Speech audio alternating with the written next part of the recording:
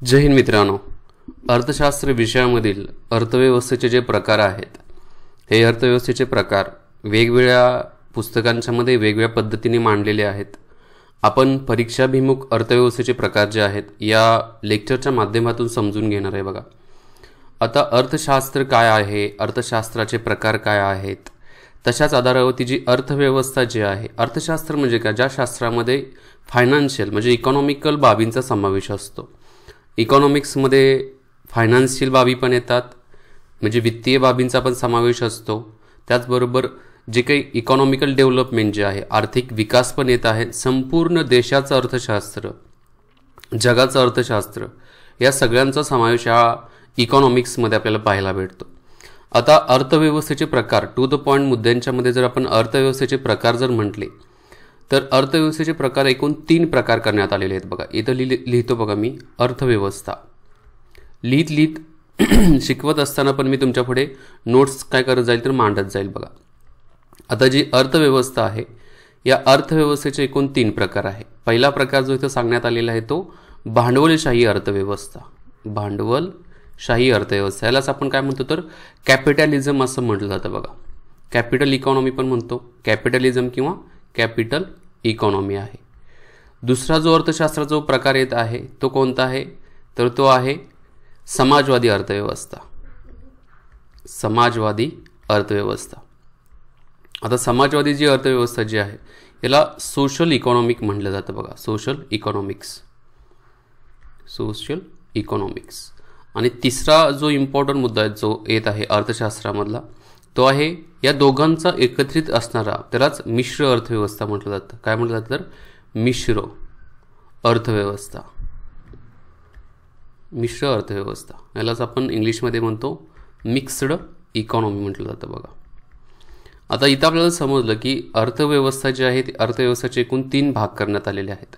आता या भांडवलशाही किंवा समाजवादी किंवा मिश्र अर्थव्यवस्था जी आहे याच्यामधली एक अर्थव्यवस्था जी आहे ना, याच्याविषयी आपण डिस्क्रिप्टिव्हली माहिती बघत जाऊ. आता भांडवलशाही अर्थव्यवस्था जर आपल्याला बघायची असेल तर एक मुद्दा भांडवलशाही अर्थव्यवस्थेच्या बाबतीमध्ये काय सांगितलेलं आहे, म्हणजेच थोडक्यात भांडवलशाही अर्थव्यवस्थेची वैशिष्ट्य काय सांगण्यात आलेली आहेत. दुसरा, भांडवलशाही अर्थव्यवस्था जी आहे या भांडवलशाही अर्थव्यवस्थेचे फायदे काय आहेत आणि भांडवलशाही अर्थव्यवस्थेचे तोटे काय आहेत. तर एक पॉईंट आपण समजून घेऊ. पहिला मुद्दा समजून घेत असताना आपल्याला या भांडवलशाही अर्थव्यवस्थेची वैशिष्ट्ये काय देण्यात आलेली आहेत. बघा,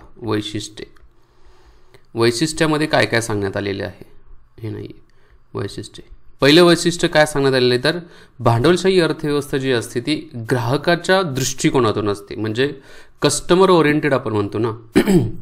एखादा ग्राहक आहे आणि त्या ग्राहकाला काय पाहिजे, म्हणजे ग्राहकाची मागणी काय आहे याच्यावरती काय असते तर ही अर्थव्यवस्था असते. कॅपिटल इकॉनॉमी जी आहे ही ग्राहकाला काय मानते तर राजा मानते. इथं लिहितो वाटल्यास ग्राहक जो आहे या ग्राहकाला राजा मानला जातो आणि त्याची जी मागणी आहे ही मागणी काय केली जाते या अर्थव्यवस्थेच्या माध्यमातून, भांडवलशाही अर्थव्यवस्थेच्या माध्यमातून पूर्ण करण्याचा प्रयत्न केला जातो. पहिला मुद्दा झाला. दुसरा जो आहे ती ही भांडवलशाही अर्थव्यवस्था. या भांडवलशाही अर्थव्यवस्थेमध्ये जी उत्पादनाची जी साधनं असतात ना, उत्पादनाची साधने, ही उत्पादनाची साधने कशी असतात तर खाजगी मालकीची असतात. साधने ही खाजगी मालकीची असतात. बघा, खाजगी मालकी म्हणजे समजा माझा एखादा कारखाना असेल तर ही काय झाली, माझी स्वतःची खाजगी मालकी झाली. मग कारखान्यामध्ये लागणाऱ्या ज्या वस्तू असतील, जे काही भांडवल वगैरे असेल तर मी स्वतः त्याच्यामध्ये घातलं असेल. म्हणजे उत्पादनाची जी साधनं असतात ही खाजगी मालकीची याच्यामध्ये असतात. बघा, तसेच वस्तू आणि सेवा यांचे उत्पादन जे काही खाजगी भांडवलदाराचं असतं ना, वस्तू असतील किंवा सेवा द्यायच्या असतील, मग याच्या किमती बाजार नियंत्रणाद्वारे किंवा बाजार यंत्रणेद्वारे ठरवल्या जातात. बघा, यालाच भांडवलशाही अर्थव्यवस्था म्हणतात. आता समजा एखाद्या वस्तूची मागणी वाढली. मागणी कशी वाढणार आहे, मागणी ग्राहकांच्या मार्फत मागणी वाढणार आणि मागणी वाढत असताना त्याचा जर तेवढाच जर पुरवठा असेल, तर त्यावेळेला त्या वस्तूची किंमत काय असणार आहे तर स्थिर असणार आहे. यालाच आपण कॉन्स्टंट असणार आहे. ओके, आता समजा वस्तूची मागणी वाढलेली आहे पण पुरवठा तेवढा नाही आहे, तर याच्यामध्ये काय होणार आहे तर त्या वस्तूची जी किंमत आहे, या वस्तूची किंमत जी आहे, वस्तू किंमत जी आहे ती काय होणार आहे तर वस्तूची किंमत वाढणार आहे. ठीक आहे. आता काय काय वेळ काय होतं बघा, पुरवठा जास्त असेल पण मागणी कमी असेल त्यावेळी वस्तूंची किंमत काय होणार, तर वस्तूंची किंमत कमी होणार आहे. ओके, वस्तूंची किंमत कमी होणार आहे. म्हणजेच इथं मागणी आणि पुरवठ्याची पूर्णपणे या भांडवलशाही अर्थव्यवस्थेमध्ये इम्पॉर्टन्स आहे. बघा आता समजा मी सांगेल की बघा एखादा मोबाईल आहे. आता मोबाईल कुठला मी घेईल, तर ॲपलचा मोबाईल आहे आपण विचारात घेतला. आता हा ॲपलचा मोबाईल आहे ग्राहकांची म्हणजे कस्टमर आपण विचारात घेतला, कस्टमर्स. आता ॲपलच्या मोबाईलची मागणी कस्टमरच्या बाबतीमध्ये खूप जास्त आहे. याचा अर्थ काय आहे की डिमांड खूप आहे. मागणी म्हणजे इंग्लिशमध्ये त्याला डिमांड म्हटलं जातं. ॲपलचा मोबाईल सगळ्यांना पाहिजे, डिमांड खूप आहे. पण ॲपल काय करत आहे, तर लिमिटेड प्रोडक्शन करत आहे. बघा लिमिटेड त्या ॲपलच्या मोबाईलचं उत्पादन करत आहे. आता याचं जर लिमिटेड उत्पादन घेतलं तर काय होणार आहे हो, म्हणजे पुरवठा तेवढा पाहिजे तेवढा होतोय का, मागणी एवढा नाही आहे. मग काय होणार आहे, तर या ॲपलच्या मोबाईलची जी किंमत असणार आहे म्हणजेच याची जी प्राईस असणार आहे ती प्राईस जास्त असणार आहे. कधी, ज्या वेळा डिमांड जास्त आहे बट सप्लाय जो आहे हा सप्लाय कमी असेल, म्हणजे सप्लाय कमी असेल त्यावेळेला त्याची प्राईस जास्त असणार आहे. आता कधी कधी काय होतं बघा, डिमांड जास्त आहे आणि सप्लाय पण जास्त असेल त्यावेळेला प्राईस जी असते नियर अबाउट कॉन्स्टंट किंवा इकडं तिकडं थोड्याफार प्रमाणामध्ये हालत असते. पण सप्लाय जास्त असेल, आता सप्लाय जास्त आहे पण डिमांड एवढी नाही आहे, अशी सिच्युएशन असते. त्यावेळेला काय होते, तर त्यावेळेला प्राईस पडते. बघा ओके, तर अशा प्रकारे काय होतं, तर इथं डिमांड आणि सप्लायच्या आधारावरती भांडवलशाही अर्थव्यवस्था काम करत असते. आता भांडवलशाही अर्थव्यवस्थेमध्ये मी म्हणलो की डिमांड अँड सप्लाय, पण कुणाच्या मागणीनुसार हे चालतं, तर ग्राहकाच्या मागणीनुसार चालतं. ग्राहकाला जे पाहिजे त्या आधारावरतीची अर्थव्यवस्था काय करत असते, तर काम करत असते. बघा आता इथं जर सप्लाय जास्त आहे पण डिमांड कमी आहे असं एक उदाहरण घ्यायचं म्हटलं तर एक असं म्हणू शकतो की उदाहरणार्थ चायना मोबाईल जो होता, बघा चायना मोबाईल असतील तर चायना मोबाईल जो होता, या चायना मोबाईलची पूर्वी लहानपणी तुम्ही बघितलं असेल चायना मोबाईल खूप मोठ्या प्रमाणामध्ये सप्लाय होता, मागणी पण तेवढी होती, पण हळूहळू मागणी कमी व्हायला लागली. तसंच चायना मोबाईलची जी प्राईस जी होती, किंमत जी होती ना, ती हळूहळू किंमत पडू लागलेली होती. बघा हीच डिमांड अँड सप्लायच्या बाबतीमध्ये काय राहतं, तर ही भांडवलशाही अर्थव्यवस्था वर्क करत असते. म्हणजे आपल्याला एक गोष्ट या वैशिष्ट्याच्या आधारावरती समजून घेतली आपण की जी भांडवलशाही अर्थव्यवस्था असते, या भांडवलशाही अर्थव्यवस्थेमध्ये ग्राहकांची मागणी आणि त्या ग्राहकांच्या मागणीच्या आधारावरती वस्तू तयार करणं हा सगळ्यात महत्त्वाचा भाग जो आहे, कन्सेप्च्युअल भाग जो आहे या भांडवलशाही अर्थव्यवस्थेमध्ये आपल्याला पाहायला भेटतो. बघा आता ही जी भांडवलशाही अर्थव्यवस्था आहे, या भांडवलशाही अर्थव्यवस्थेचा पहिल्यांदा स्वीकार जो आहे, स्वीकार कुठल्या देशाने केला होता, तर स्वीकार कशाचा, फर्स्ट टाइम या भांडवलशाही अर्थव्यवस्थेचा स्वीकार करणारा पहिला देश जो आहे तो अमेरिका आहे. USA मार्फत पहिल्यांदा भांडवलशाही अर्थव्यवस्थेचा काय करण्यात आला होता, तर स्वीकार करण्यात आला होता. बघा ठीक आहे. आणि याच्यामध्ये आता उद्योजक खूप असणार आहेत. भांडवलशाही अर्थव्यवस्था म्हणली, खाजगी मालकी म्हणली की उद्योजक खूप असणार आहेत. आणि जे उद्योजक जे आहेत हे ग्राहकांच्या मागणीनुसार काय करणार आहेत, तर वस्तूंची निर्मिती केली जाते. बघा त्यांच्या मार्फत ग्राहकांची जी मागणी आहे त्याच्यानुसार वस्तूंची निर्मिती केली जाते. आता कधी कधी काय होतं बघा, समजा ॲपलच्या मोबाईलची मागणी खूप जास्त आहे पण ॲपलचा मोबाईल खरेदी करणं प्रत्येकाला शक्य आहे का, नाही आहे. मग एका बाजूने विचार केला तर भांडवलशाही अर्थव्यवस्था ही एका पर्टिक्युलर कस्टमर जो आहे, एका ठराविक कस्टमरच्या दृष्टिकोनातून काय करत असते, तर वस्तू तयार करत असते. पण सर्वसामान्य एखादा ग्राहक असेल किंवा अतिसामान्य जे गरीब जनता असेल, तर गरीब जनतेच्यासाठी आवश्यक असणाऱ्या अन्न, वस्त्र, निवाऱ्यांच्या बाबी ज्या आहेत या भांडवलशाही अर्थव्यवस्थेमध्ये थोड्या परवडत नाही आहेत गरीब जनतेला. कसं काय बघा, आता अमेरिका घेतली तर अमेरिकेमध्ये मोठे मोठे वॉलमार्ट्स वगैरे आहेत. बघा पण या वॉलमार्ट्स ज्या आहेत याच्यामध्ये जे श्रीमंत ग्राहक जे आहेत त्यांच्या ज्या मागण्या आहेत त्या आधारावरतीच वस्तूंची काय केली जाते, निर्मिती केली जाते. त्यामुळे काही जे गरीब जनता आहेत, आता या गरीब जनतेला तशा प्रकारे आवश्यक असणाऱ्या वस्तू ज्या आहेत त्या वॉलमार्ट्समधून घेणं परवडणार आहे का, नाही आहे. त्यामुळे भांडवलशाही अर्थव्यवस्था एका ठराविक लेवलपर्यंत फायदेशीर आहे. कोणासाठी, एका वरच्या ग्राहकासाठी फायदेशीर आहे. पण तो जर गरीब तबका जर विचारात घेतला तर त्याच्यासाठी ही भांडवलशाही अर्थव्यवस्था फायद्याची नाही आहे. भारतामध्ये म्हणाल तर भारतामध्ये संपूर्ण भांडवलशाही अर्थव्यवस्था अजिबात चालू शकत नाही आहे. कारण अन्न, वस्त्र, निवारा या तिन्ही गोष्टी खूप महत्त्वाच्या आहेत. आता अन्नाचा विचार केला फूडच्या बाबतीमध्ये, आता फूड आपल्याला प्रत्येक वेळेला मोठ्या 5 स्टार हॉटेलमध्ये खाणं परवडू शकतं का? नाही आहे. म्हणजेच थोडक्यात इथं भारतामध्ये पण समाजवादी अर्थव्यवस्थेचा पण थोडाफार भाग असणं गरजेचं आहे. जे आपण म्हणतो की पब्लिक डिस्ट्रीब्युशन सिस्टीम जे काम करत असते बघा, रेशनिंगचे दुकान जे असतात, तर ही रेशनिंगची दुकानं बंद करून मॉलमध्ये गहू असेल, तांदूळ असेल हे घेतात. ज्यांना परवडतं त्यांना घेऊ शकतात, पण ज्यांना परवडत नाही आहेत ते मॉलमध्ये जाऊन हे घेऊ शकत नाही. मग त्यांच्यासाठी पब्लिक डिस्ट्रीब्युशन सिस्टीम, याचा अर्थ काय आहे की ज्या गरजा आहेत त्या गरजा देणं गरजेचं आहेत आणि त्या आधारावरती मग याला समाजवादी अर्थव्यवस्था म्हटलेलं आहे की लोकांच्या गरजा विचारात घेऊन एका समान लेवलला लोकांच्या गरजा विचारात घेऊन जी मागणी आहे त्याच्यानुसार लोकांची मागणी म्हणजे गरजांची मागणी जी आहे त्या गरजांचा पुरवठा करणं हे एक समाजवादी अर्थव्यवस्थेचं लक्ष्य आहे. समाजवादी अर्थव्यवस्था आपण बघणारच आहोत, म्हणजे सोशल इकॉनॉमी जे आहे ते आपण पुढे बघणारच आहोत. पण संपूर्ण भांडवलशाही अर्थव्यवस्था ही काय नाही आहे तर परवडणारी नाही आहे. कोणतेही जगाच्या कुठल्याही दृष्टिकोनातून घेतलं तर ती परवडणार नाही आहे बघा. नेक्स्ट, आता ही जी भांडवलशाही अर्थव्यवस्था आहे या भांडवलशाही अर्थव्यवस्थेलाच मुक्त अर्थव्यवस्था पण म्हणतात बघा. इथं लिहितो बघा, मुक्त अर्थव्यवस्था. भांडवलशाही अर्थव्यवस्थेलाच मुक्त अर्थव्यवस्था पण म्हटलं जातं. मुक्त काय आहे? कोणाचं यांच्यावरती वर्चस्व आहे का? आता स्वतःची तुमची एखादी कंपनी असेल तर कंपनीवरती कोणी दबाव वगैरे आणू शकतो का? नाही आहे. तुम्ही तुमच्या पद्धतीने पूर्ण स्वातंत्र्याच्या आधारावरती उत्पादन करू शकता, उत्पादन पाहिजे त्या वस्तूंचं उत्पादन करू शकता. त्यामुळे काय तर स्वतंत्र अर्थव्यवस्था आहे. आता आपण बऱ्यापैकी वैशिष्ट्य बघितले आणि त्या वैशिष्ट्यामध्ये पण बऱ्याच गोष्टी आपण समजून घेतल्या या भांडवलशाही अर्थव्यवस्थेच्या बाबतीमध्ये. आता या भांडवलशाही अर्थव्यवस्थेचे काही फायदे, काही तोटे आहेत. आता फायदे कोणते कोणते आहेत आपण ते वन बाय वन इथं मी सांगत जाईल बघा. पहिला फायदा जो आहे भांडवलशाही अर्थव्यवस्थेमधला तो हा आहे की जलद औद्योगिकरण होतं. इथं लिहितो बघा, फायदे लिहितो. भांडवलशाही अर्थव्यवस्थेचे फायदे एक म्हणजे काय की इंडस्ट्रियलायझेशन, म्हणजे त्याला आपण औद्योगिकरण म्हणतो. इंडस्ट्रियलायझेशन हे खूप काय होतं तर फास्ट होतं, खूप फास्ट इंडस्ट्रियलायझेशन होतं. मान्य आहे, हा एक चांगला फायदा आहे. इंडस्ट्रियलायझेशन जास्त फास्ट होणं, औद्योगिकरण जोमानं होणं. त्याचबरोबर ज्या क्वालिटी वस्तू ज्या असतात ना, या क्वालिटी ज्या प्रोडक्ट्स जे आहेत, प्रोडक्ट म्हणू किंवा त्याला आपण वस्तूलाच इंग्लिशमध्ये गुड्स म्हणलं जातात बघा, वस्तू. तर या दर्जेदार वस्तूंचे उत्पादन चांगलं केलं जातं बघा, उत्पादन होतं. ओके, हा पण एक फायदा आहे, मान्य आहे.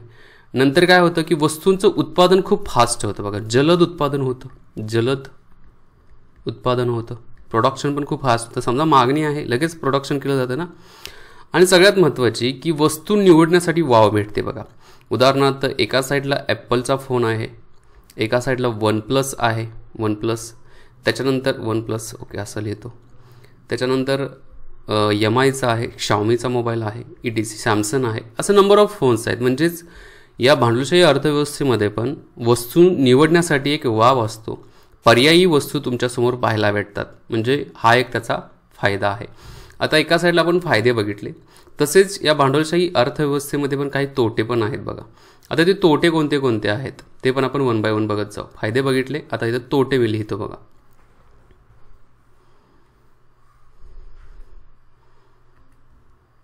फर्स्ट तोटे. पहिला तोटा काय आहे भांडवलशाही अर्थव्यवस्थेमधला? एक की एका व्यक्तीच्या हातातच संपत्तीचे केंद्रीकरण होतं. आता समजा अंबानी असतील, आणि अंबानींनी काय केलं, खूप मोठ्या प्रमाणामध्ये इन्व्हेस्टमेंट केली, भांडवलशाही जे कॅपिटलिझमचा वापर केला वगैरे वगैरे. तर अंबानीच श्रीमंत होत जाणार आहे आणि गरीब जो आहे हा गरीबच राहत जाणार आहे. कारण अंबानीच्याकडे जसे पैसे येतील तसंच ते इन्व्हेस्टमेंट करत जाणार आहे आणि तसंच त्या वस्तूंच्या किमती वाढत जाणार आहे. सिम्पल आहे बघा, ज्या वेळेला जिओ लॉन्च केलं त्यावेळेचा मोबाईलचा पॅक आणि आजचा जिओच्या मोबाईलचा पॅक फरक आहे. ओके, आता अशी कुठली कंपनी एखादा गरीब जो आहे एंटरप्रेनर्स काढू शकतो का? नाही आहे, कारण त्याच्यासाठी इन्व्हेस्टमेंट खूप जास्त लागू शकते. एक्झॅक्टली इथं काय होतं आहे की श्रीमंत आणि गरीब जे आहे, म्हणजेच रिच आणि पुअर यांच्यामधली जी दरी आहे, सुरुवातीला अशी दरी होती. जसजसं श्रीमंत होत गेला, गरीब होत गेला, तसतशी ती दरी कशी होत गेली तर वाढत गेली बघा. गरीब आणि श्रीमंत याच्यामध्ये अंतर होत गेलं बघा. आणि हे कशामुळे झालं तर जेवढं जास्त पद्धतीने संपत्तीचे केंद्रीकरण होईल. भारतामध्ये म्हटलं जातं बघा, भारताची एकूण संपत्ती आहे त्या संपत्तीच्या 73% संपत्ती भारताच्या 1% लोकांच्याकडे आहे. किती? 1% लोकांच्याकडे 73% संपत्ती आहे. आणि राहिलेली जी संपत्ती आहे म्हणजे 99% लोकांच्याकडे किती टक्के संपत्ती आहे तर राहिलेली जी 27% संपत्ती, हे 2020ची मी आकडेवारी सांगितलेली आहे. म्हणजे तुमच्या लक्षात येते का की गरीब आणि श्रीमंत यांच्यामधला एक जो दुवा जो आहे तो वाढत चाललेला आहे. यांच्यामधले जे अंतर आहे ते वाढत चाललेलं आहे. ही 2020ची आकडेवारी मी सांगितली. ते जर 2018ची आकडेवारी बघितली, 17-18ची, तर त्यावेळेला 59% लोकांच्याकडे 59% जी संपत्ती आहे भारताची 59% संपत्ती 1% लोकांच्याकडे होती. आणि राहिलेली जी संपत्ती जी होती किती? 41% जी होती ती कुठे? 99% लोकांच्याकडे होती. म्हणजे इथूनच बघा ना, 2017-18ची आकडेवारी ही सांगत्या आणि 2020ची आकडेवारी ही सांगत असेल तर एक 2 वर्षामध्येच बघा श्रीमंती वाढत गेली, श्रीमंत होत गेला आणि गरीब होत गेला. आणि हे काय आहे तर हे या भांडवलशाही अर्थव्यवस्थेचं एक सगळ्यात मोठी आर्थिक विषमता निर्माण करणारं काय आहे तर कारण इथं सांगण्यात आलेलं आहे. पहिलं कारण आपण समजून घेतलं तोट्याच्या बाबतीमध्ये. तोटे कोणते भांडवलशाही अर्थव्यवस्थेमधला? तर पहिला तोटा आपण समजून घेतला की इथं आर्थिक विषमता होत्या, गरीब होत चाललेला आहे, श्रीमंत होत चाललेला आहे. दुसरा जो आहे की नफ्याच्या उद्देशाने काय होत आहे तर उत्पादन केलं जात आहे बघा. म्हणजेच एखाद्या कस्टमरची मागणी आहे, कस्टमरना एक्स हा प्रोडक्ट पाहिजे असेल, एक्स हा प्रोडक्ट आहे किंवा वस्तू आहे, ह्यासाठी कस्टमरची काय आहे तर डिमांड आहे, मागणी खूप आहे. मग काय केलं जातं? ह्याच प्रोडक्टचं वस्तूचं उत्पादन केलं जात आहे. आता याच्यामुळे काय होत आहे की आवश्यक असणाऱ्या ज्या गरजा भागवणाऱ्या ज्या वस्तू आहेत, प्रोडक्ट जे आहे त्याच्याकडे दुर्लक्ष होत आहे, बरोबर. आणि त्या नसल्यामुळे गरिबांना ही एक्स हा प्रोडक्ट परवडू शकत नाही. सिंपल आहे. प्रत्येकजण दररोज सकाळी उठल्यानंतर बर्गर पिझ्झा खाऊ शकत नाही आहे. का खाऊ शकत नाही आहे? भले श्रीमंताच्यासाठी त्यांची डिमांड आहे, पण हे गरिबाला परवडू शकतं का?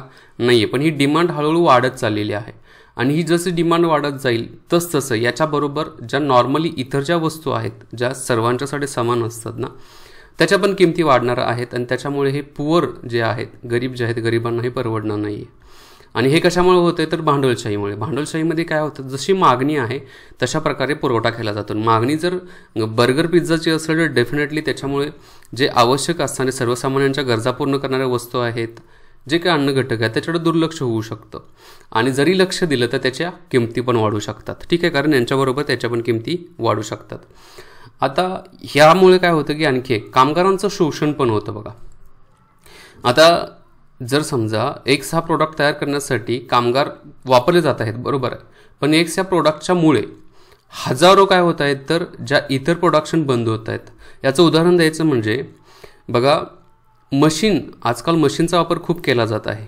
मशीनच्यामुळे काय होत आहे तर उत्पादन चांगलं होत आहे. भांडवलशाहीमध्ये प्रोडक्शनसाठी खूप मोठ्या प्रमाणामध्ये ॲटोमेशनचा, रोबोटिक्सचा वापर केला जात आहे, मशीनचा खूप वापर केला जात आहे. पण याच्यामुळे काय होतं, जे कामगार आहेत या कामगारांना जॉबवरून काढलं जात आहे, कारण कामगारांना ऑप्शन काय आलेले आहेत, मशीन आलेले आहेत. आणि या मशीनच्या वापरामुळे कामगार बेरोजगार होत आहेत. आणि भांडवलशाही अर्थव्यवस्थेमधलं सगळ्यात मोठं जे कारण आहे ते आहे भांडवलशाही अर्थव्यवस्था चुकीची असण्याचं, की बेरोजगारी खूप मोठ्या प्रमाणामध्ये वाढत आहे बघा, बेरोजगारी. आणि जसजशी बेरोजगारी वाढत जाईल तसा त्या पर्टिक्युलर देशाच्या बाबतीमध्ये, आता अमेरिकेमध्ये बेरोजगारी वाढत नाही आहे कारण त्याच्यामध्ये मशीन्स पण आहेत आणि त्या मशीन्स तयार करण्यासाठी आवश्यक असणारे जे स्किल्ड वर्कर्स पण तयार केले जात आहेत. पण इंडियामध्ये जर संपूर्ण भांडवलशाही केली तर बेरोजगारी 100% वाढणार आहे बघा. इंडियासाठी हे काय नाही आहे तर भांडवलशाही संपूर्ण योग्य नाही आहे बघा. आणखी एक सगळ्यात महत्त्वाचा तोटा बघा, चैनीच्या ज्या वस्तू आहेत, चैनी त्याचबरोबर अधिक नफा जे आहेत, म्हणजे जास्त मोर प्रॉफिट देणाऱ्या ज्या वस्तू आहेत त्या वस्तूंचं काय केलं जात आहे तर उत्पादन केलं जातं आहे, प्रोडक्शन केलं जात आहे. मी म्हणलो तसं मगाशी, त्याच्यामुळे जे आवश्यक गरजा भागवणाऱ्या वस्तू जे आहेत त्याच्याकडे दुर्लक्ष होतं आहे. त्यामुळे हे काय तर थोडं चुकीचं आहे, हा तोटा आहे. आणि जसं मगाशी सांगितलं त्या पद्धतीनेच बघा, खूप मोठ्या प्रमाणामध्ये इन्फ्लेशन होत आहे बघा. इन्फ्लेशन म्हणजे काय होत आहे तर भाव वाढ होत आहे, भाव वाढ. यालाच आपण काय म्हणतो तर किंमत वाढ पण म्हणतो बघा. तर किमतीमध्ये वाढ मोठ्या प्रमाणामध्ये होत आहे आणि हे होण्यापाठीमागची भांडवलशाही अर्थव्यवस्था आहे बघा.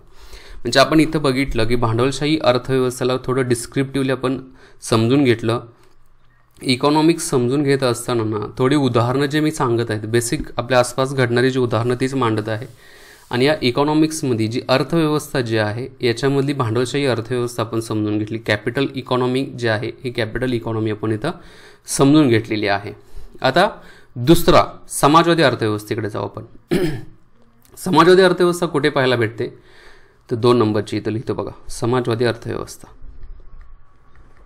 समाजवादी अर्थव्यवस्था. आता समाजवादी अर्थव्यवस्थे काय काय आहे ते आपण एक एक मुद्दा समजून घेऊ बघा.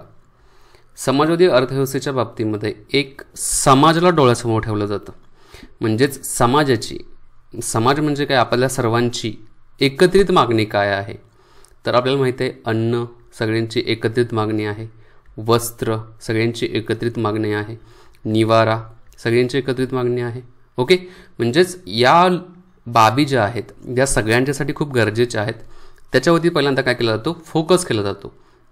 ह्यालाच आपण काय म्हणणार आहे तर सामाजिक न्याय या समाजवादी अर्थव्यवस्थेमध्ये प्रस्थापित करणे हा सगळ्यात मोठा उद्देश असतो बघा. काय करायचं आहे तर सामाजिक न्याय जो आहे हा सामाजिक न्याय प्रस्थापित करायचा आहे असं या समाजवादी अर्थव्यवस्थेमध्ये सांगितलेलं आहे. दुसरं जे आहे, जे वस्तूची उत्पादन केलं जात आहे ना ती कुणाच्या मालकीची असते तर सरकारच्या मालकीची असते. ज्या वस्तू आहेत या वस्तूंचे जे उत्पादन केलं जात आहे, उत्पादन हे उत्पादन कुणाच्या मालकीचं असतं तर सरकारच्या मालकीचं असतं. चायनामध्ये गेला, रशियामध्ये पण समाजवादी अर्थव्यवस्था आहे. तर या वस्तूंचं उत्पादन जे आहे ते कोणाच्या मालकीचं सरकारच्या मालकीचं असतं. आणि सेवा ज्या असतील या सेवांचे म्हणजे ज्या का सर्व्हिस प्रोव्हाइड केल्या जातात ना या सर्व्हिसेस पण कोणाच्या असतात तर गव्हर्नमेंटच्याच असतात बघा. ओके, नेक्स्ट काय सांगता येईल बघा, वस्तू आणि सेवांचे उत्पादन यांच्या किमती ज्या आहेत त्या सरकार ठरवतं. चायनामध्ये गेला तर ज्या गुड्स असतील त्याचबरोबर ज्या सर्व्हिसेस ज्या आहेत हे कोणाच्या मार्फत ठरवलं जातं, गव्हर्नमेंटच्या मार्फत. इंडियामध्ये पण ठरवलं जातं कारण इंडिया पूर्णपणे समाजवादी पण नाही आहे आणि पूर्णपणे भांडवलशाही पण नाही आहे. मिश्र अर्थव्यवस्था इंडियाने स्वीकारलेली आहे बघा. म्हणजे गुड्स आणि सर्व्हिस ज्या आहेत ह्या सरकारच्या मार्फत त्याच्या ज्या प्राईस वगैरे आहेत, किमती वगैरे आहेत त्या किमती काय केल्या जातात तर ठरवल्या जातात. आता ही जी समाजवादी अर्थव्यवस्था आहे या समाजवादी अर्थव्यवस्था स्वीकार जो आहे हा स्वीकार करणारा पहिला जो देश आहे तो रशिया आहे. जसं आपण बघितलं भांडवलशाही अर्थव्यवस्था स्वीकार करणारा पहिला देश अमेरिका होता, तसाच समाजवादी अर्थव्यवस्थेचा स्वीकार करणारा पहिला देश जो आहे तो कुठला आहे तर रशिया आहे बघा. आता समाजवादी अर्थव्यवस्थेचे वैशिष्ट्य आपण इथं आहे याच्यामध्येच बघितलं की एक म्हणजे उत्पादनाची साधनं जी असतात ती सार्वजनिक मालकीची असतात. म्हणजे सरकार म्हणजे काय, सरकार तर सार्वजनिक आहे, सार्वजनिक मालकीचे असतात. आणि जे उत्पन्न जे आहे आता या उत्पादनाच्या मार्फत म्हणजे ज्या वस्तू आणि सेवा ज्या आहे या वस्तू आणि सेवाच्या मार्फत जे पैसे भेटतात ते सरकारच्या मार्फत काय केले जातात, लोकांच्या सेवेसाठी खर्च केले जातात. म्हणजेच काय असतं तर उत्पन्न समान पद्धतीनं वितरित केले जातं बघा समाजवादी अर्थव्यवस्थेमध्ये. ठीक आहे.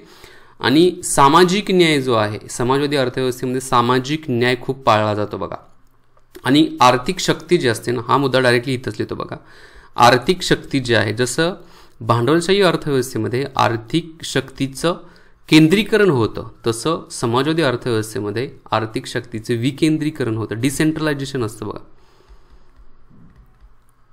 डिसेंट्रलायझेशन विकेंद्रीकरण असतं म्हणजेच डिसेंट्रलायझेशन. याचा अर्थ काय की गरीब आणि श्रीमंत याच्यामध्ये जरी श्रीमंत असला तर त्याच्यासाठी पण त्या वस्तूची तीच किंमत असेल, गरीबासाठी पण तीच किंमत असेल. उदाहरण द्यायचं म्हटलं, जर अंबानीला जर रेशनिंग आणायला जायचं असेल त्याला पण 3 रुपयालाच गहू भेटणार, 3 रुपयाला तांदूळ, 2 रुपयाला गहू भेटणार. आणि तो जर मी गेलो तरी मला पण काय असणार आहे तर 3 रुपयाला तांदूळ आणि 2 रुपयाला गहू असणार आहे. ही काय झाली तर ही समानता झाली बघा. आता याच्यामध्ये विकेंद्रीकरण आहे याचा अर्थ काय म्हटलं की सरकारचं वर्चस्व असतं, सरकार सगळ्यांना समान पद्धतीने काय करत असतात तर मानत असतं. जसं मी अंबानी म्हणलो, मी स्वतः म्हणलो तर समान मानलं जातं. म्हणजे आर्थिक शक्ती विकेंद्रीकरण, अंबानीच मोठा होणार नाही तर गरिबांना पण काय केलं जातं वेगवेगळ्या प्रकारच्या सोयीसुविधा दिल्या जातात.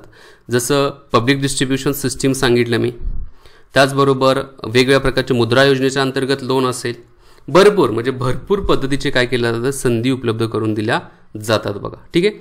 आता समाजवादी अर्थव्यवस्थेमध्ये सगळ्यात महत्त्वाचा आणखी एक मुद्दा सांगण्यात आला आहे बघा. जी चलनवाढ होते ना, चलनवाढ, यालाच आपण काय म्हणतो तर इन्फ्लेशन, या चलनवाढीला थांबवलं जातं, म्हणजेच स्थिर केलं जातं बघा. म्हणजे चलनवाढ होत नाही याचा अर्थ वस्तूंच्या किमती झपाट्यानं वाढत नाही आहेत किंवा वस्तूंच्या किमती झपाट्याने कमी होत नाही आहेत. जे भांडवलशाही अर्थव्यवस्थेमध्ये होतं ते या समाजवादी अर्थव्यवस्थेमध्ये पाहायला भेटत नाही आहे. थोडक्यात महागाई जी आहे या महागाईवरती एक प्रकारचा कंट्रोल या समाजवादी अर्थव्यवस्थेमध्ये आपल्याला पाहायला भेटतो बघा. आता समाजवादी अर्थव्यवस्थेचे काही तोटे पण आहेत बघा.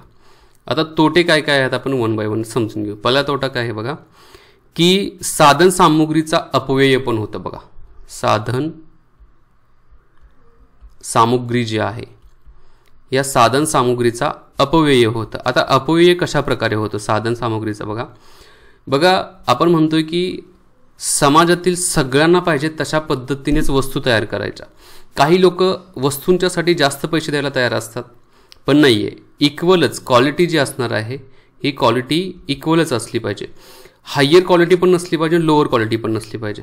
कधी कधी काय होतं, थोड्या प्रमाणामध्ये भांडवलशाहीचा पण इथं सहभाग असला पाहिजे. काही साधनसामुग्री ज्या आहेत या साधनसामुग्रीच्या मार्फत थोडा एक्स्ट्रा फायदा घेतला जाऊ शकतो आणि तो एक्स्ट्रा फायदा त्या देशाच्यासाठी फायदेशीर असू शकतो, पण नाही आहे. त्यामुळे तो काय होतं, काही प्रमाणामध्ये साधनसामुग्री ज्या आहेत या साधनसामुग्रीचा अपव्यय होतो. दुसरा, आता सरकारवरती अवलंबून आहे, म्हणजे सरकारमध्ये असणारे काय करू शकतात, या साधनसामुग्रीला स्वतःसाठी वापरू शकतात. थोडक्यात भ्रष्टाचार खूप मोठ्या प्रमाणामध्ये होतं. करप्शन काय असतं, खूप म्हणजे मोठ्या प्रमाणात corruption become a very high in social economy. समाजवादी अर्थव्यवस्थेमध्ये करप्शन खूप मोठ्या प्रमाणामध्ये होत असतं बघा. नंतर कधी कधी काय होतं की सरकारचं नियंत्रण आहे, गव्हर्नमेंट कंट्रोल आहे ना, त्यामुळे गव्हर्नमेंटमध्ये असणारे जे लोक असतात त्यांना वाटतं की आपण काय आहे तर सर्वंट नाही आहे, तर आपण या सगळ्यांना सांभाळतो असं वाटत असतं, गव्हर्नमेंटला वाटत असतं. आता उदाहरणार्थ भारतामध्ये बघितलं, गव्हर्नमेंटचं वर्चस्व भारतामध्ये बघितलं तर जे खासदार असतील, आमदार असतील, त्यांना वाटतं की काय तर पूर्ण देश हा आमचं घर आहे आणि जसा पाहिजे त्या पद्धतीने ते लुटतात. आणि समाजवादी अर्थव्यवस्थेमध्ये असे प्रकार पाहायला भेटत होते. पूर्वी बघितलं तर इन्स्पेक्टर राज नावाचा प्रकार असायचा. जे गव्हर्नमेंट सर्वंट असतील, जे गव्हर्नमेंटमध्ये असणारी खासदार, आमदार असतील, मंत्री वगैरे असतील, खूप मोठ्या प्रमाणामध्ये करप्शन करत होते. कारण सरकारच्या मार्फत सगळ्या सोयीसुविधा दिल्या जात असतील तर सरकारकडे जेवढं आहे, सरकार देतं म्हणजे कोण, हे आमदारांच्या, खासदारांच्या म्हणजे लोकप्रतिनिधींच्या मार्फतच ते घेतलं जातं. आणि लोकप्रतिनिधी याच्यामध्ये खूप मोठ्या प्रमाणामध्ये करप्शन करतात बघा. रशियामध्ये पण खूप मोठ्या प्रमाणामध्ये करप्शन होत होतं बघा. नेक्स्ट जो आहे तो व्यक्ती स्वातंत्र्य जो आहे, व्यक्ती स्वातंत्र्याचा लोप होतो बघा. कसा होतो, व्यक्ती स्वातंत्र्याचा लोप. आता याचं उदाहरण आपण जर घ्यायचं म्हटलं, व्यक्ती स्वातंत्र्याचा लोप, समजा मला वडापाव खायचा असेल आणि सरकारनं सांगितलं नाही सगळ्यांनी भजीच खायची, तर माझा व्यक्ती स्वातंत्र्य, माझी इच्छा झालेली आहे, मी खाऊ शकतो का नाही खाऊ शकत, एक उदाहरण दिलं मी तुम्हाला. तसंच पब्लिक डिस्ट्रीब्युशन सिस्टीममध्ये जे गहू तांदूळ ज्वारी नाही देत, गहू तांदूळ पामतेलाच्या पिशव्या देतात. मला वाटलं की जमिनीची पिशवी पाहिजे, मी जमिनीचं तेल खाईल, तर नाही खाऊ शकत. का, त्याचं उत्पादनच घेत नाही तिथं. का घेतलं जात नाही, समाजवादी अर्थव्यवस्था म्हणजे व्यक्ती स्वातंत्र्याचा लोप. मला पाहिजे त्या पद्धतीनं मी त्या गोष्टी करू शकत नाही आहेत, मला पाहिजे त्या पद्धतीने त्या वस्तू घालू शकत नाही आहेत, तर हे व्यक्ती स्वातंत्र्याचा लोप होतोय म्हटलेलं आहे बघा. सिंपल आहे. नंतर वस्तूंची निवड करण्यासाठी वाव नसतो. जसं भांडवलशाही अर्थव्यवस्थेमध्ये वस्तूंची निवड करण्यासाठी वाव देण्यात आलेला आहे ना, तसाच समाजवादी अर्थव्यवस्थेमध्ये 5 नंबरचा मुद्दा, वस्तू ज्या आहेत या वस्तूंची जी निवड आहे ही निवड करण्याचा वाव नसतो बघा, वाव नसतो तो. ओके, म्हणजे हा एक मुद्दा आपल्याला इथं समजून घेतलेला आहे. आणि ज्या वस्तू ज्या आहेत त्या वस्तूंची जी क्वालिटी आहे या क्वालिटीची मात्र गॅरंटी नसते, म्हणजे खात्री नसते. ती वस्तू अशीच आहे अशा प्रकारे सांगू शकत नाही. म्हणजेच आपण म्हणतो 1 वर्ष चालेल, 2 वर्ष नाही, ह्याची क्वालिटी जी आहे या क्वालिटीच्या विषयी कोणीही गॅरंटी देऊ शकत नाही आहे. म्हणजेच समाजवादी अर्थव्यवस्था म्हणजे काय, समाजवादी अर्थव्यवस्थेचे वैशिष्ट्य काय आहेत, समाजवादी अर्थव्यवस्थेचे फायदे काय आहेत आणि समाजवादी अर्थव्यवस्थेचे तोटे काय आहेत, हे सगळे आपण काय केलेले आहे तर इथं कंप्लीट बघितलेले आहेत.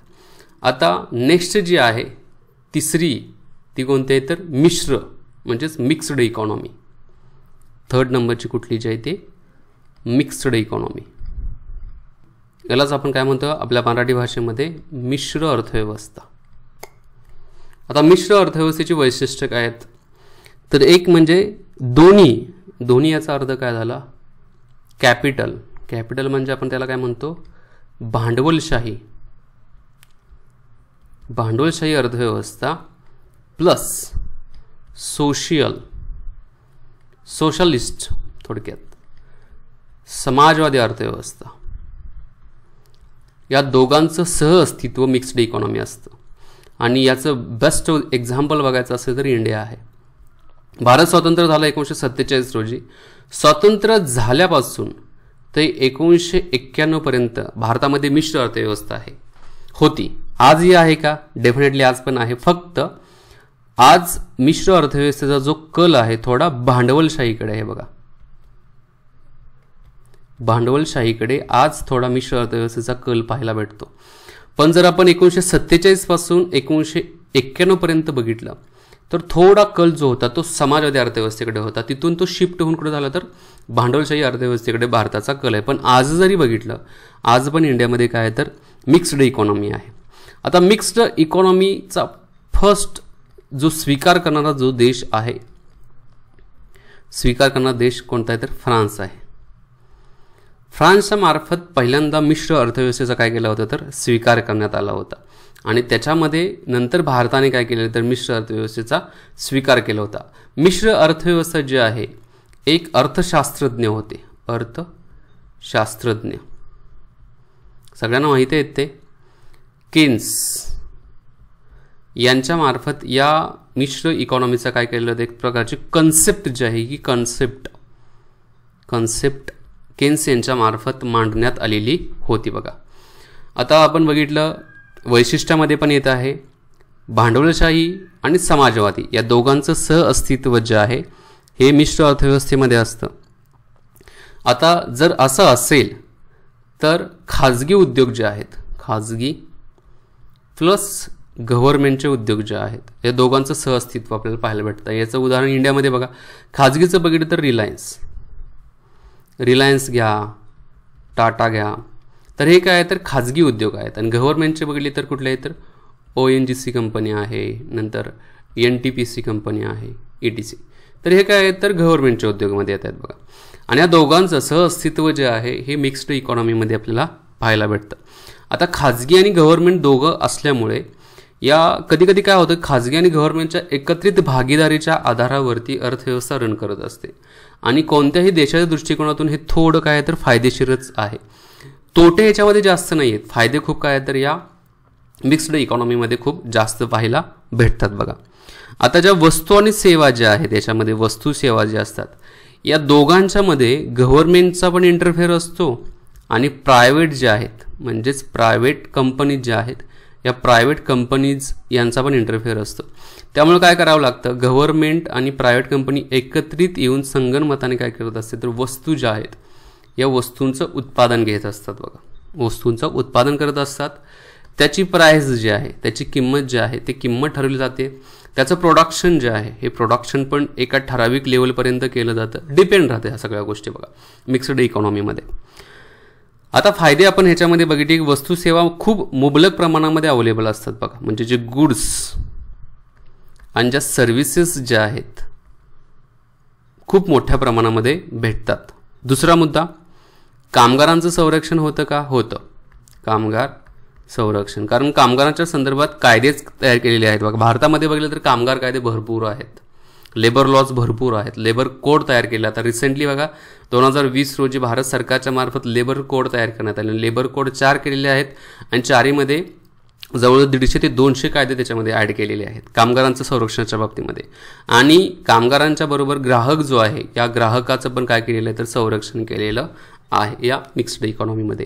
त्यामुळे मिक्स्ड इकॉनॉमी काय आहे तर खूप चांगली आहे ॲज कम्पेअर्ड टू संपूर्ण भांडवलशाही अर्थव्यवस्था किंवा संपूर्ण समाजवादी अर्थव्यवस्था. या दोघांच्यामध्ये तुलना केली तर mixed economy is a best. आता अशा प्रकारे आपण काय केलेलं आहे तर इथं भांडवलशाही अर्थव्यवस्था समाजवादी अर्थव्यवस्था आणि मिश्र अर्थव्यवस्था, या तिन्हींना बेसिक मुद्दे त्यांच्या संदर्भात काय आहेत, त्याचे वैशिष्ट्य काय आहेत, त्याचे फायदे काय आहेत आणि त्याचे तोटे काय आहेत, या आधारावरती आपण समजून घेतलेले आहोत.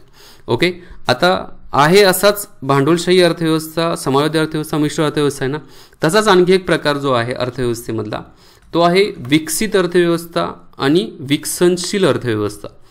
त्याच्यानंतर अर्थव्यवस्थेचे काही क्षेत्र जे आहेत हे जे आपण काय करावं तर हे नेक्स्ट व्हिडिओमध्ये बघू, नेक्स्ट लेक्चरमध्ये आपण समजून घेऊ की विकसित अर्थव्यवस्था म्हणजे काय, त्याच्या अगोदर विकसित म्हणजे एक्झॅक्टली काय असतं आणि विकसनशील म्हणजे काय असतं हे पण आपल्याला समजून घेणं काय गरजेचं, आणि त्याच्यामध्ये देशांचे कॅटेगरीज कोणत्या कोणत्या येत आहेत ते पण आपण समजून घेऊ नेक्स्ट लेक्चरला. आम्ही इथं थांबतो. जय हिंद मित्रांनो.